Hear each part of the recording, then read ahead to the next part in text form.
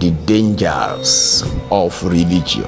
When you check history, religion has motivated the massacre of millions over the years in horrific events. Religion has brought about slavery, it has brought about segregation.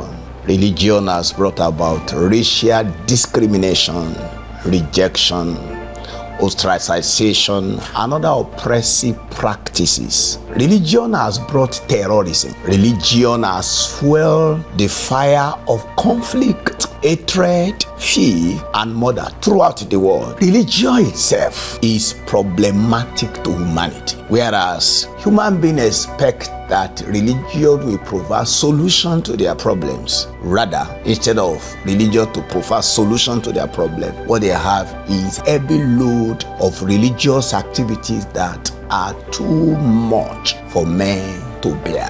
Heavy loads of different activities just to appease one deity somewhere. Religion, when you check all religions in the world, they are of the same. All religions are the same in the spirit of segregation and splitting humanity throughout their different approaches.